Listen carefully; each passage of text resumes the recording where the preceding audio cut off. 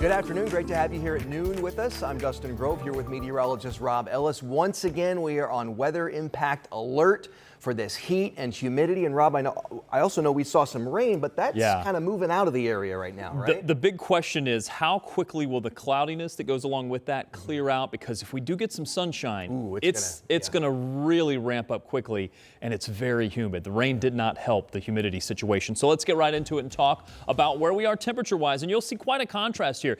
Upper 70s for some areas, but look to the south. Look at that 86 showing up for Bloomington, for Bedford. This is where the sunshine has gotten a bit of a jump start, and that's going to push those temperatures up pretty quickly here. Now, the issue is that we still do have some scattered showers that are moving to the east. Most of those are wrapping up. One leftover flood advisory from the very heavy rain that came down earlier.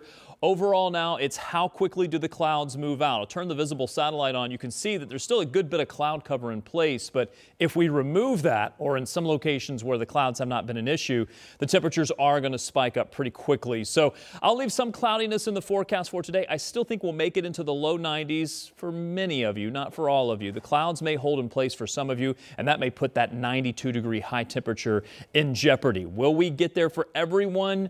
I don't know. I think the clouds may stick around a little longer than we were expecting, but we'll still hold on to it. And by the way, that's going to push those heat index values up above 100. Heat advisories are in place, not just for today, but this goes into tomorrow afternoon and evening because the heat is expected to continue. Coming up, I'm going to talk about an even hotter day for tomorrow, potentially the hottest of the year, and also a big change. If you have plans this weekend, going to Gen Con, State Fair, wait until you see this forecast. I think you're going to like it. Dustin? All right, we look forward to it, Rob. Thank you. To the news now. For the second time this month, Metro Police are investigating a mass shooting here in Indianapolis. This time, 5 young people were shot on the city's far east side. We just learned their ages. The oldest is 19, the youngest just 10. It happened in a neighborhood near 38th and German Church Road in broad daylight yesterday afternoon. When police got there, they only found one victim. Then about an hour later, 3 more showed up to Community East Hospital, and then officers eventually found a 5th person who'd also been shot. We spoke with one woman who didn't want to give her name. She told us she heard the gunshots right outside her home.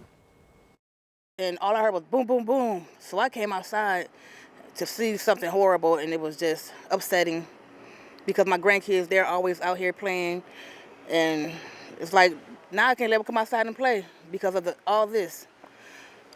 At last check, one of the victims was in critical condition. Again, all young men or young boys, really, 10 to 19. 3 others were stable and another awake and breathing. Metro Police are asking you to call them if you know anything that could help them solve this case. We've got much more on this story today at 4 and 5 and 6. Police in Cumberland say a man and boy were shot over the weekend, both recovering this afternoon. Let's take you to that scene. Somebody flagged down officers around 9:30 Saturday night near Woodlark Drive and East New York Street about a shooting at an apartment complex. When police responded, they found both victims. We have a couple of people detained just because there was 10 to 15 people initially when that first officer got here. He wanted to get control of the scene, so we're kind of shifting through that. We are taking people out of handcuffs at this moment once we figure out what their role was, if they were just here, and something like that. We do not have any set suspects in mind at the moment. At last check, both victims were stable. Anyone with information about this shooting is asked to call Crime Stoppers. You can remain anonymous. That number is 262-TIPS.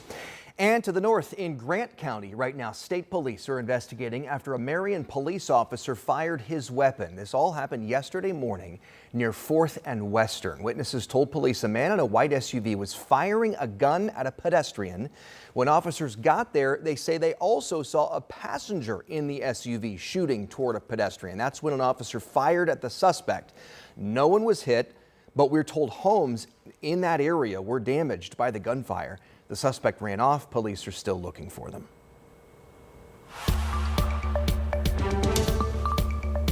Also, right now, jurors are hearing testimony in the trial of a man accused of killing 3 people in Lawrence. It happened last year.